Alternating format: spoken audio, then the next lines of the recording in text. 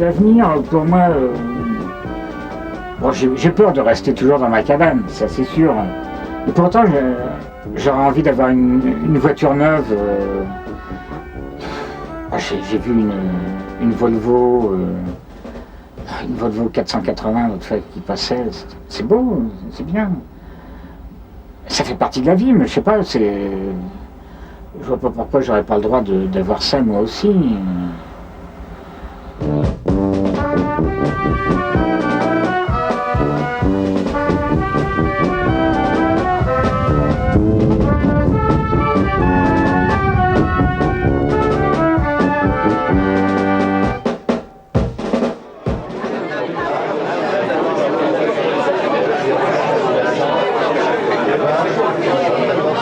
Si je te dis Zémer, qu'est-ce que tu me réponds? Christian Zémer, peintre, bourgeois, très très humour. Je l'ai connu. J'ai même fait un film sur lui, avec Robert Billier. Avec Zémer, nous sommes des vieux complices. C'est même moi qui ai trouvé le démon Zémerveille, parce que ça colle tout à fait avec son art. Et nous sommes complices justement dans ce domaine, le domaine des calembours. Si vous me dites Zémer, je pense immédiatement au peintre calembourgeois. Je pense à Pression au soleil couchant, je pense à la maladie de Zémer, à cette toile qu'il avait exposée, qui avait des espèces de grandes trouées comme ça dans leur texture, dans leur matière. Et je pense vraiment que c'est un homme qui n'a pas jamais choisi vraiment entre l'écriture et la peinture, mais qui est très original et très seul dans la peinture contemporaine. À Zémer, je pense tout de suite personnage farceur et grave à la fois. Et je pense à un personnage qui à la fois sait ce qu'il fait et sait qu'il est en train de faire quelque chose pour lequel il a le plus grand doute.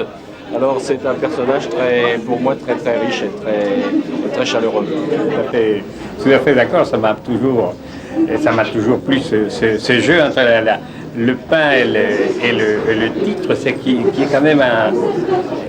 quand même un élément important et intéressant dans la peinture de la lire comme ça, de la lire, de faire les calembours. Oui, parce que et l'introduire dans la peinture. Chez Zémer, le jeu a une grande importance. Il a une importance, par exemple, au niveau du mot. Je me souviens que lorsque je devais écrire un article sur lui, il m'a dit « Ah ben d'accord, mais alors il faudra que tu passes obligatoirement par un certain nombre de mots. » Et alors il m'a fourni une liste de mots, donc ce jeu s'appelle un logorally. Il m'a fourni une liste de mots et l'article devait passer par ces mots impérativement. Donc en fait c'était une critique tout en étant un jeu sur la critique, comme les peintures de Zémer sont en même temps un jeu sur la peinture. Non, Christian Zémer, un grand peintre. Mais ce que j'aime beaucoup dans Christian, justement, c'est cette dimension, cette écoute humaine qu'il a de la réalité simple. Et finalement, c'est ce qui nous a rapprochés peut-être. C'est cette aristocratie populaire, je dirais. C'est surtout que ça transportait derrière lui toute une idéologie, une pensée qui transparaît dans ce qu'il fait, quoi. Le jeu de mots, le coq à l'âne, c'est pas innocent, c'est une chose qui démontre beaucoup de... Je peux dire une chose en tout cas, c'est que de l'avoir connu, ça a eu une grande importance pour moi-même, et je pense que lui aussi de m'avoir connu aussi. C'est nous avons beaucoup parlé pendant toute une période, on a beaucoup regardé nos peintures l'un et l'autre, et ça nous a, je pense, donné de la force, parce qu'à l'époque, la peinture figurative étant encore considérée comme presque ridicule, ça nous a donné de la force, oui. Pourquoi un homme va passer du temps à des sujets si futiles? Pourquoi un homme va passer du temps à appliquer des touches de peinture avec tant de minutie, et c'est cette minutie qui rend l'image intéressante. Zémer, moi, ça me fait d'abord penser à un ami, hein. C'est la première chose. Bon, il se trouve que c'est un artiste et puis que j'aime bien ce qu'il fait. Mais je crois que l'un ne va pas sans l'autre. Hein. De toute façon, moi je suis un consommateur d'art et ça passe par l'affection. Ça passe.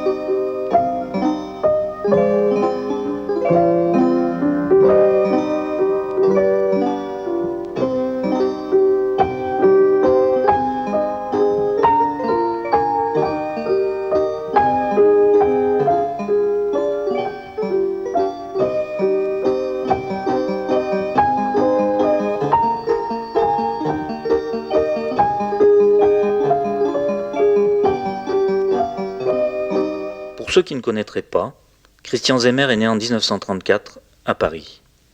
Il grandit face au bidon de lait de la société Amiot. Prenant très jeune les mots au pied de la lettre, il constate que le monde est bidon et laid. Il décide alors de peindre le monde tel qu'il est, ou du moins tel qu'il lui apparaît. Fortement impressionné par les guerres qu'ont dû faire les siens, Zeymer comprend vite qu'il n'a ni le goût ni l'envie d'y participer lui-même. Il va en parler, en mal, beaucoup. En 1970, première expo particulière au musée d'art moderne de la ville de Paris. En même temps, il y a une rétrospective Andy Warhol, qui ne s'en est d'ailleurs jamais remis. Il se manifeste alors dans les lieux publics, musées, maisons de la culture, et aussi sur un mur de Paris, rue de Charonne. Tiens.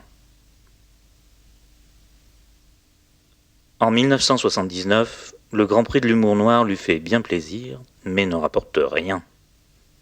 Il expose tout de même beaucoup en galerie. En 1984, rétrospective à la Maison de la Culture de Créteil. Il prend conscience qu'à 50 ans, avec 186 œuvres, il est loin de pouvoir rivaliser avec Picasso. Depuis, il travaille pour rattraper son retard. Les temps étant durs, Zeymer a installé son atelier dans une cabane de jardin, près de Giverny, où un certain Monet s'est noyé dans les nymphéas. Le nymphéa et le confetti, ça vient de toute manière de Claude Monet, d'une visite à Giverny, du souvenir des nymphéas de Claude Monet. Mais bon, j'ai pensé coller à l'affaire en venant plus près, en venant sur place vers le bassin des nymphéas.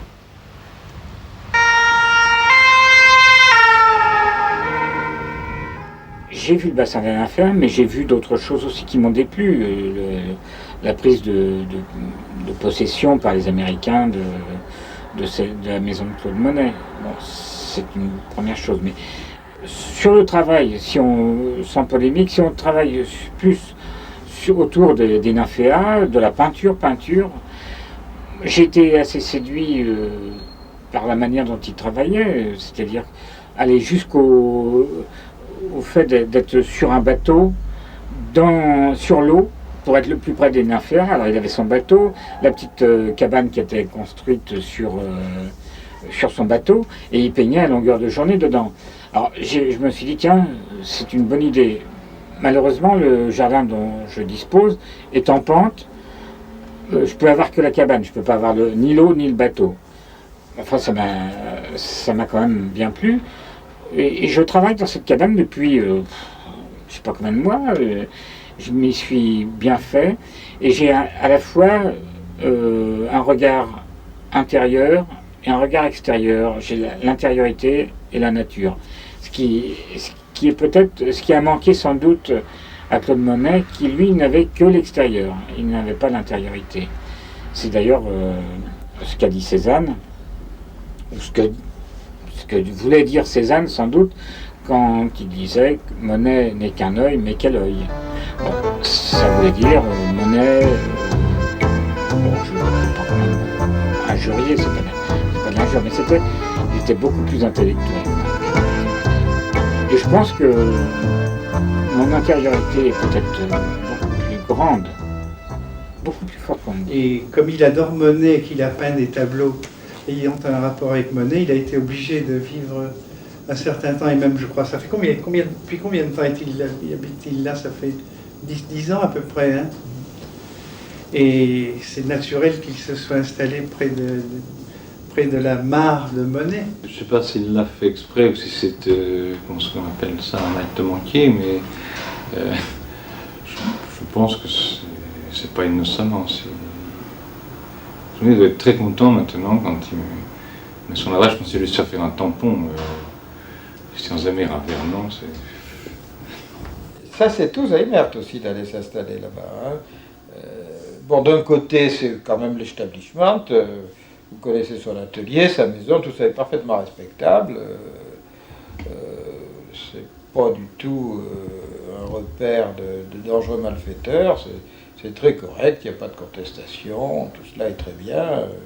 Il pourrait, à la limite, je pense que personne ne lui en voudrait, être président des Amis de Monet ou de la Société de défense de Giverny.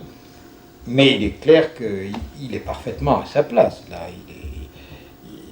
Je ne le vois pas dans d'autres lieux de peinture. Je ne le vois pas, par exemple, du côté de chez Van Gogh, là-bas, dans l'Oise. Parce que, justement, il y a du tragique. C'est un lieu trop tragique. Tandis que ce personnage tellement établi, consacré par la littérature et les musées qu'est Monet, lui va très très bien. En 1914-18, Claude Monet peignait des nymphéas. Qu'est-ce qu'il fait? Il demande à la SNCF de faire transporter ses châssis spéciaux à grande dimension pour les nymphéas. La SNCF refuse. Il se demande pourquoi. Il n'avait pas réalisé que la SNCF était réservée pour les transports de troupes, tout. Il a ignoré complètement la guerre de 14 et pourtant son copain, c'était Clémenceau. Alors là, ça devient grave.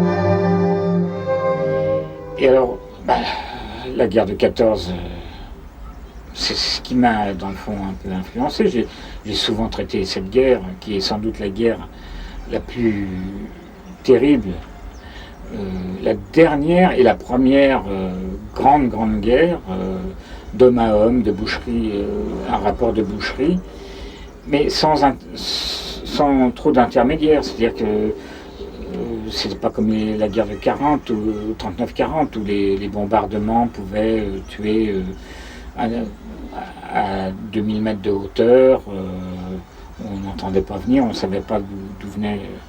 Alors que la guerre de 14 se faisait dans les tranchées, à 15 mètres les uns des autres, à 10 mètres, au corps à corps, où on peut se voir. J'ai encore les jumelles de mon grand-père.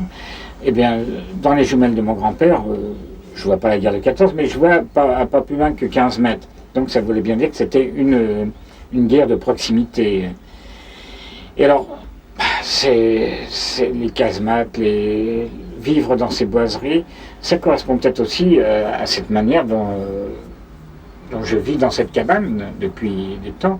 J'ai l'impression de vivre depuis 1914 dans ce lieu où toute la création, que ce soit la guerre, essentiellement la guerre, où je peux critiquer et métamorphoser les éclats d'obus, en parfois éclats de rire, de mauvais goût, d'accord, mais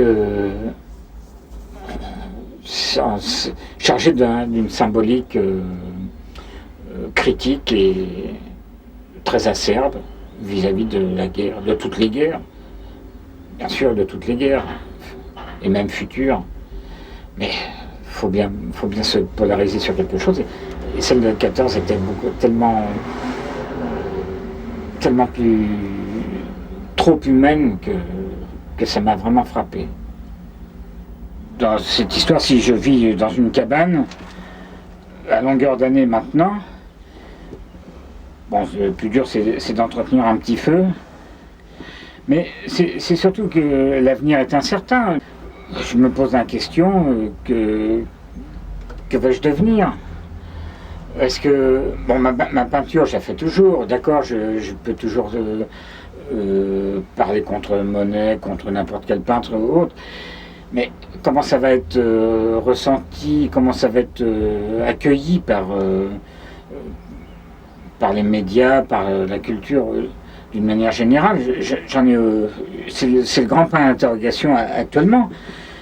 Alors qu'avant, c'était le même point d'interrogation, parce que même avec la gauche, je me suis toujours demandé qu'est-ce que je faisais. Est-ce que c'était une peinture qui pouvait plaire à la gauche? Bon, j'ai bien vu que, pas cette gauche-là, elle est apparemment trop gauchiste pour elle. Alors bon, en attendant, il faut survivre. Alors je survis dans ma cabane, c'est déjà pas mal. C'est pas un anarchiste mou, hein. Je dirais pas que c'est un anarchiste mou, parce qu'il est fondamentalement anarchiste, il donne son tribut à l'anarchie, mais il prend pas de risque, vous avez raison, quoi. Aussi bien dans sa manière de vivre, mais n'empêche qu'il est aussi digne en tant qu'anarchiste que des anarchistes plus engagés, hein. Son attitude vis-à-vis du fric, son attitude vis-à-vis de la morale bourgeoise, vis-à-vis du pouvoir, quand même, il la paye d'une façon ou d'une autre. Il paye cette attitude. C'est pas un renégat, c'est pas quelqu'un qui trahit l'anarchiste, c'est un vrai anarchiste. Bien, c'est-à-dire qu'il est anarchiste avec beaucoup de naturel, et comme il est comme ça, il le montre comme il est, mais je trouve justement l'anarchisme dans sa peinture, il le montre. Et il fait vivre l'anarchisme peut-être beaucoup mieux que d'autres qui rêvent de lancer des cailloux, de courir de courir aux barricades. Je trouve que c'est finalement beaucoup plus actif. Et ces références à l'anarchie, là aussi, elles sont des références historiques. Elles ne sont pas un engagement dans l'action politique du côté de l'anarchie, mais plus d'ailleurs c'est le mot libertaire qu'il préfère, plus une sorte de référence, un peu sans doute qui remonte à son enfance, à des notions où le politique visait à tout casser sans qu'il y arrive. Je ne pense pas qu'il est l'homme d'un artificier. On ne sait pas d'ailleurs, on ne peut pas savoir. Hein, parce que c'est quelqu'un de très calme et de très mesuré. C'est pas un agité, c'est sûr, ça, au premier abord. Mais je sais pas si dans son côté calme et pépère, il n'y a pas un côté ostentatoire Un artiste qui charge le personnage. C'est-à-dire que moi j'animais une revue un peu libre qui s'appelait Le Fou Parle, qui a réuni à peu près 600 créateurs. Donc dans cette parole libre, ben, je suis tombé sur Christian Zemmer, c'est évident, puisqu'il est un homme libre et c'est un peu le thème de sa peinture, la liberté. Et puis nous avons eu en commun plusieurs expériences, c'est-à-dire qu'on a animé pendant plusieurs années une émission sur une radio libre, sur la radio libre libertaire. Et Christian est de ces personnages qui a une pensée vraiment réfractaire et libertaire, profondément, mais qui ne voit pas plus pour cela, en fait, ça n'applique pas pour cela qu'ils doivent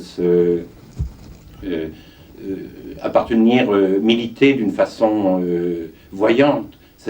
Finalement, la peinture est son terrain de militant. Ce qui est peut-être plus intéressant, c'est de penser que la construction de ma peinture n'a pas changé depuis le départ. C'est toujours parti à base du calembour, sur le mot, le jeu sur le mot, avec peut-être un petit peu moins de calembour et un petit peu plus d'esthétisme, un peu plus de rapport à la peinture. Mais en réalité, le départ, la construction reste la même.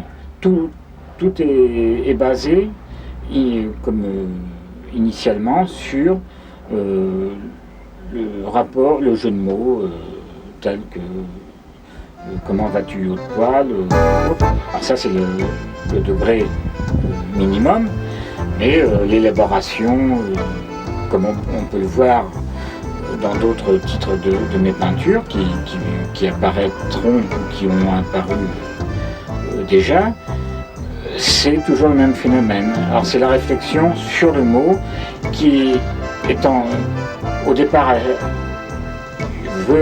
prétend être drôle, mais en réalité c'est d'une grande gravité, et à chaque fois le phénomène du calembour est toujours exercé sur un mode grave.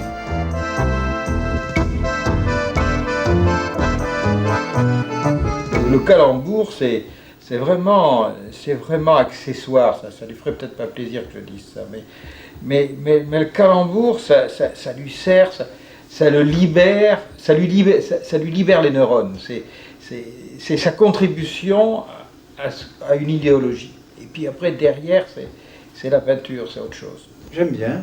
Ça va avec sa peinture. D'ailleurs, souvent, ces jeux de mots sont basés là-dessus. Et moi, ça me plaît.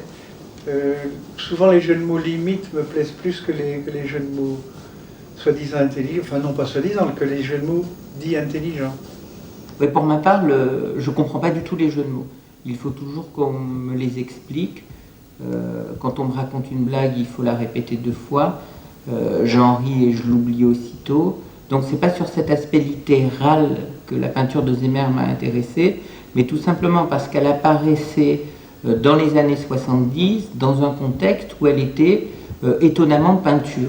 Ce que l'on regarde au premier abord avec Christian, c'est le jeu de mots, la plaisanterie. On se dit, souvent les plaisanteries sont légères, le calembour est courant, et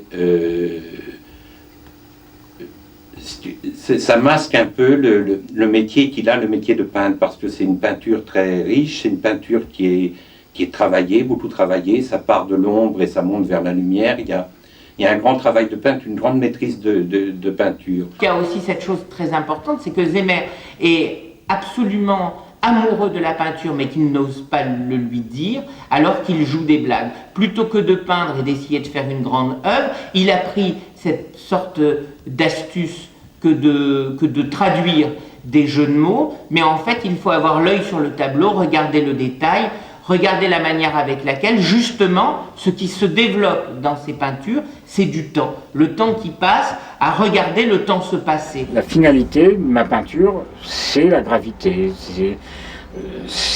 On a dit que j'étais moraliste dans un certain domaine, ça aboutit effectivement à une espèce de moralisme, mais je voudrais bien qu'il soit pris un petit peu au-dessus ou en dessous de la jambe, que ce soit le côté panique, le côté... Christian appartient à une génération, enfin de la génération un peu panique, que je connais bien, je fais partie. C'est une génération qui est née avant la guerre et dont l'enfance a été la guerre, et c'est une génération qui est assez sceptique devant le monde adulte, et parce qu'elle a eu dans les yeux sans doute un monde adulte qui déconnait totalement, et donc c'est une génération qui ne s'inscrit pas ni dans les pouvoirs, ni dans les mouvements, qui ne s'inscrit pas. Ça ne l'empêche pas d'être d'une grande lucidité et d'être assez réfractaire, c'est-à-dire on peut avoir un refus individuel et refuser aussi les embrigadements. Il est ouvert comme un champ, c'est-à-dire qu'en fin de compte, ce qu'il y a dans un champ, pour vraiment le savoir, il faut creuser, quoi. Il faut y mettre les mains dedans. Et dans sa peinture, on peut pas passer, on passe pas devant en disant « Ah, que c'est beau, extraordinaire ». Mais par contre, quand on vit avec cette peinture, on se rend compte que les couleurs, il faut les mériter, qu'il faut mettre l'œil dans la peinture, il faut se laisser gagner par le fond, parce qu'il y a des couches dans ces fonds. Sa peinture, elle prend du temps à être faite, puis elle prend du temps à être vue, comme ça, elle est par couches successives, les fonds sont longs à venir dans sa peinture. L'image qui sort de sa peinture, elle est longue à venir aussi. Mais la technique de la couleur, la pratique de la couleur, pour moi, n'est pas essentielle. Ça reste un épiphénomène. Je ne suis pas du tout coloriste. La couleur vient naturellement quand il y en a besoin. Et en plus, là, j'avais un prétexte tout trouvé pour ne pas être vraiment coloriste artificiellement, c'est que la guerre de 14, pour moi, c'est plutôt d'une couleur terne, grise, terre, bleu, bistre. C'est tout ce qui peut apparaître comme couleur avec la distance.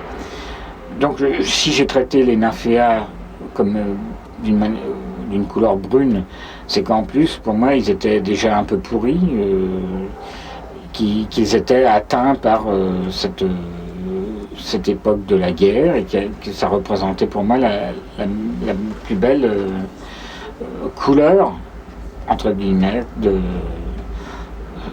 la représentation de la guerre. Mais même quand je m'amuse avec Mondrian, qui pourtant est un coloriste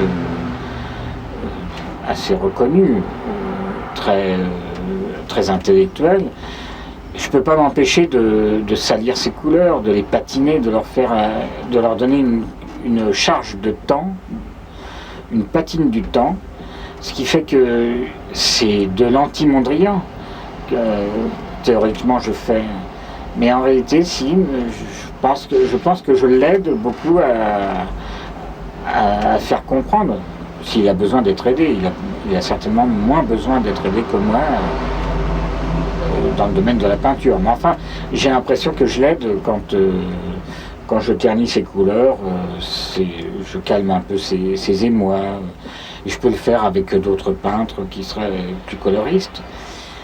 Par exemple, mon rêve, ça serait de faire le contraire, c'est de donner des couleurs à Van Gogh. Parce que Van Gogh, je trouve terne, je trouve gris. C'est-à-dire que trop de couleurs accumulées entre elles donnent une absence de couleur. C'est un peu ce qu'a expliqué Mondrian très bien, c'est-à-dire que quand il a inventé, c'est lui qui l'a inventé, la couleur neutre, l'apport de la couleur neutre, ce qu'il appelle la couleur neutre entre des couleurs, qu'est-ce que ça fait? Ça vient justement calmer et expliquer l'excitation des autres couleurs. Là, ça devient coloré. Van Gogh, non, il reste toujours, pour moi, il restera toujours gris. C'est un peintre du gris. Il s'en prend un peu aux institutions. Il a une source d'inspiration qui sont les peintres cultes du passé et les peintres cultes actuels. Et tout d'un coup, il fait des séries, par exemple sur Poussin, et il prend les frères Le Nain. Donc il les fait petits, il les fait grimper les uns sur les autres. Et Poussin, il fait des petits... il représente des poussins. Et par exemple, il y a un tableau que j'adore de lui, qui est un tableau, je dirais pas anti-Buren, mais qui dénonce un peu les mythes. Dans l'art, il y a un peu des mythes sur des personnages, et c'est un peu ce qu'il veut démystifier, lui. Et donc le tableau sur Buren, c'est des bandes, et il a fait plusieurs tableaux avec des bandes, et il y en a une, c'est une femme les jambes écartées, avec des bandes sur son sexe, et c'est intitulé « Bande de cons ». Mais la peinture, on l'aime pas parce qu'elle nous raconte des conneries, on l'aime ou elle nous aime, elle nous capte, on est retenu par elle, tout simplement parce que j'ai dit, parce qu'il y a une vibration des matières, parce que la plus bête des choses qu'il peint, tout à coup se met à fonctionner, un rouge fonctionne avec un bleu, les tons sont toujours éteints sans presque d'effet, comme là encore, comme s'il voulait s'exprimer dans un langage extrêmement atténué, sourd et grave, parce que ce qu'il a à dire, c'est pas ce qu'on voit, c'est réellement ce qu'il fait. Et ce qu'il fait, c'est peindre, peindre, peindre.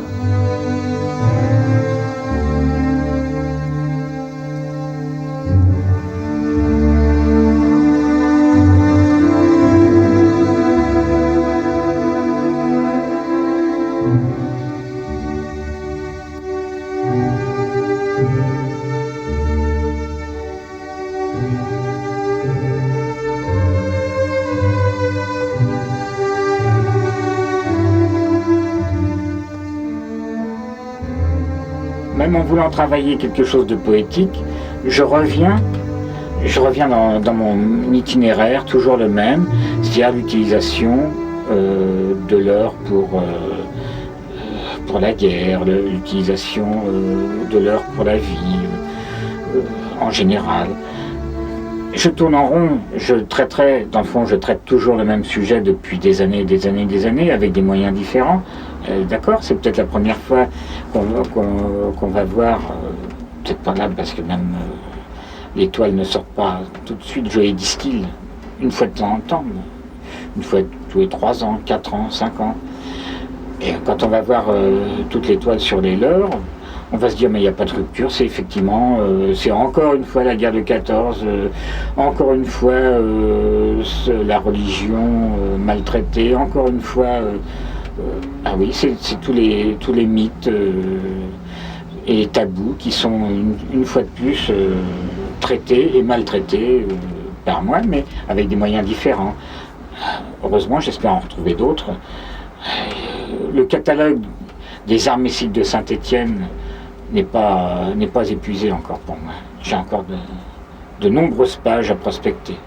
Le catalogue de Manu France, je suis comme tous ceux de ma génération, enfin qui sortent du même milieu, c'est un objet de jouissance infini, quoi, une source de machines célibataires. Le catalogue de Manu France, effectivement, était très très bien.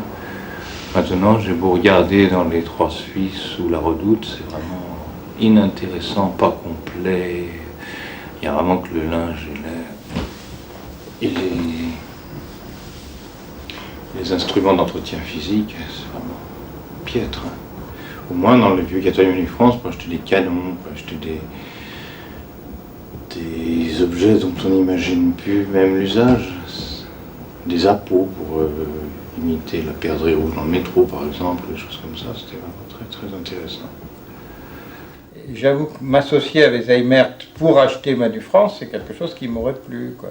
On se serait fait faire des vélos à nos tailles. On aurait pu se faire fabriquer des instruments à notre usage personnel, quelques petits objets à la fois de luxe et de jouissance.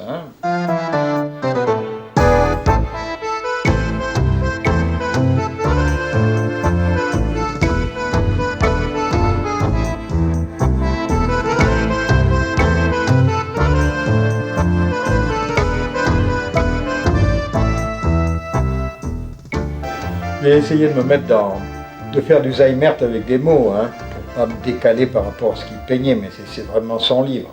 Il se sert de moi comme un matériau supplémentaire dans son règlement de compte à travers les mots, avec son passé, avec sa Lorraine, avec ses trajets avec son père. D'ailleurs, la connivence qu'il y a avec son père, elle est évidente dans ces objets, dans ces trous de mémoire. En fin de compte, il rêve de ça. En même temps, son père l'agace, parce qu'il n'est pas très très bon, son père. Mais quelle œuvre de piété filiale, quand même, que de prendre l'œuvre de son père pour la faire ressortir du trou, si on peut dire, ou des trous, quoi. Hein, ça aussi, c'est Alzheimer, parce que c'est pas le procédé qui est là, c'est vraiment un acte authentique. C'est un trou de mémoire, c'est fait avec un fragment de toile de mon père qui peignait des natures mortes et des paysages. Je ne lui ai pas piqué en douce ces toiles, découpées dedans, mais on s'était mis d'accord à un moment pour faire des peintures à 4 mains. Il trouvait que je peignais des bêtises. Dans le fond, il a fallu qu'il se fasse à l'idée que je dirais des conneries toute ma vie. Alors c'est lui qui a fait l'effort, si on peut dire un effort, en disant c'est ton domaine, tu fais tes conneries, tu prends des morceaux de mes toiles, tu fais comme tu veux. Et j'ai mis 10 ans, il est mort il y a 10 ans, et j'ai mis 10 ans à trouver comment les faire. C'est grâce à mon mécano que j'ai retrouvé avec 4 ou 5 crues de la Loire qui étaient passées dessus, c'est-à-dire tout rouillé, tout érodé. Et j'ai retrouvé une boîte que j'ai sortie qui s'est effondrée en lambeaux, toute humide, et puis les pièces collées entre elles. Alors j'ai pris un temps fou pour essayer de décoller, en récupérer quelques-unes, et j'ai récupéré notamment des plaques bleues qui étaient collées les unes contre les autres. Donc le bleu, certain, est resté très fort, et puis d'autres, la rouille était autour des trous. Ça m'a fait une impression très très forte. Alors d'un seul coup, ça m'est venu l'impact des trous dans le mécano, l'association d'idées, trous de mémoire, et j'ai assimilé la mémoire de la peinture de mon père avec la mienne et tout, et j'ai fait une espèce de rencontre. Alors c'est pour ça qu'il n'y a que des fragments que j'ai collés sur une plus grande toile pour que ça fasse comme un trou de percevoir une idée. J'aime beaucoup utiliser certains bleus. Il y a des bleus qui me parlent bien, qu'on retrouve en permanence depuis le début. C'est parti du bleu horizon 14-18, avec des variations jusqu'au bleu Klein, au bleu Yves Klein. C'est pas le bleu qui sort du tube, qui lui ne bouge pas dans le tube. Mais là, sur un matériau aussi fragile que du métal, qui subit les altérations du temps, ça change, ça module. Et là, il y a un bleu qui m'a bien plu, qui m'a accroché, qui passait un peu. C'est une toile qu'il avait faite, qu'il n'avait pas terminée, mais il avait poussé notamment une assiette avec des gaufrettes et la bouteille. Alors j'ai découpé exactement ce que je trouvais le plus fort, plastiquement le plus évident, et puis qui parle tout de suite. Et du petit ciel qui entoure la bouteille. Là, en l'occurrence, c'est une bouteille de Saumur avec des petites gaufrettes. Alors j'ai appelé ça Dimanche en Anjou. C'est un peu le reflet, le rappel, un flash de mémoire de dimanche en été, où on buvait un Saumur frais. Là, c'est un paysage que mon père avait fait. C'est un coin de la Loire, c'est un bras de la Loire qui s'appelle le Louette. Et il y avait un pont. Et pendant la guerre, il a été détruit, ils ont fait sauter. Le fait qu'il soit métallique, ça ressemblait étrangement à du mécano. Alors j'ai fait comme s'il y avait un passage du pont en mécano qui est justement à l'endroit, au lieu-dit, le pont du port qui tremble. J'ai gardé des parties de paysage, des nuages, de l'eau, des petits bateaux. J'ai fait par une plaque bleue que j'ai retrouvée qui était complètement déchiquetée. Et que j'ai trouvé que c'était cette vision au travers de cette plaque bleue. Alors tout ça, c'est parce que dans le fond, comme mon père allait à la pêche à ce moment-là, en été, en vacances, quelle que soit l'époque, moi, quand j'étais petit, je jouais avec mon mécano, ou j'étais avec des amis dans les champs à côté, si tu veux, où on allait s'amuser sur l'ancien pont démoli, faire de l'escalade, faire de la varap sur les ferrailles, si tu veux. Alors tout ça, c'est né naturellement. J'ai recouvert jusqu'à ce que le paysage soit visible, mais pas trop, quoi, juste ce qu'il faut. C'est encore une toile qui est faite avec des fragments de toile de mon père, avec un pot notamment, que j'ai intégré un petit peu plus que d'autres, parce que j'ai étendu, j'ai découpé un peu plus large pour intégrer à d'autres éléments. Et par contre, la complication des pièces du mécano fait partie du jeu, comme si je n'étais pas capable de construire une fenêtre cohérente. Donc c'est une ouverture incohérente, avec une pièce ronde, trois pièces plus courtes, droites, vissées. Sans visser, elles tiennent quand même, mais c'est tout juste. C'est le côté fragile et baroque de ce qu'on peut faire également avec un mécano. On peut construire comme un ingénieur, mais on peut construire comme un sagouin. Et là, c'est un entourage un peu catastrophique du pot. Mais ça donne une image.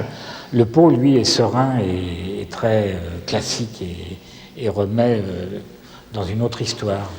C'est le pot de Prêche. Et Prêche, c'est un lieu que j'ai retrouvé où ont vécu mes ancêtres pendant 150 ans, ou 100 ans plutôt. Mais ça, c'était avant la guerre de 70, parce qu'ils étaient dans un coin de Lorraine, au fin fond, près de l'Allemagne et du Luxembourg, juste à la frontière luxembourgeoise actuellement. Il y avait un château, il y a toujours un château, là j'ai visité il n'y a pas longtemps.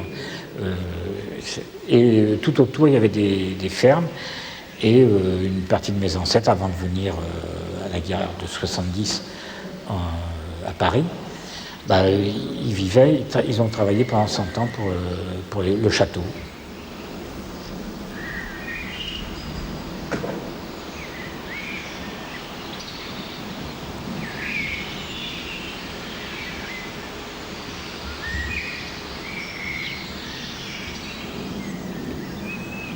En réalité, ce monument historique, cette cuisinière était là à l'époque de mes ancêtres. La roue peut en témoigner. Et il n'y a pas que les mécanos qui ont donné des trous de mémoire. Ça vient peut-être de ça, de ce gouffre, de ces couvercles de toile. Est-ce que mes ancêtres m'ont laissé un message, peut-être, dans un jour? Oui, exactement. Un sac d'époque. Merci d'en. Ils étaient tout le temps là-bas. Et ça c'était le château de Prêche. Alors j'ai appelé le pot de Prêche parce que c'est une lumière pour moi qui était un peu symbole de lumière d'ancêtre.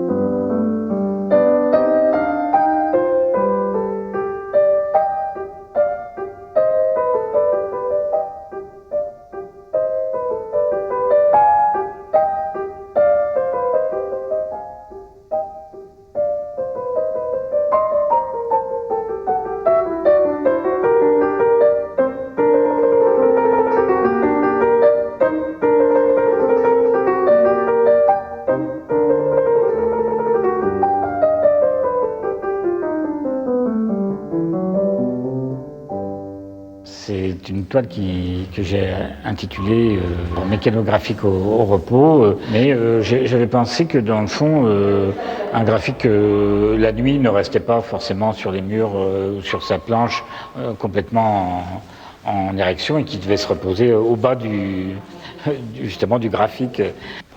Et alors du coup ça m'a fait penser après à faire une autre toile qui serait mécanographique amoureux, mécanographique amoureux, à 3 personnages. Bon, à 4, ça devient, c'est autre chose, c'est une bande. Mais à 3, ça peut être pas mal dans l'histoire.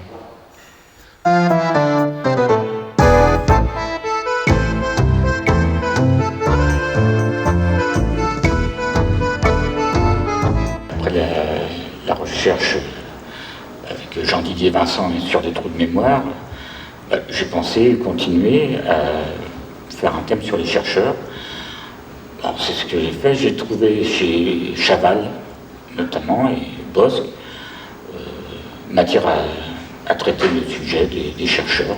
Je m'en suis pas privé. Et puis après, j'ai dérivé un petit peu, j'ai débordé sur d'autres sujets, mais toujours avec les mêmes dessinateurs. Ça m'a bien plu. Puis, bon, maintenant, j'ai plus qu'à continuer. D'autres sujets, je vais chercher, je trouverai bien un jour. On verra de ça.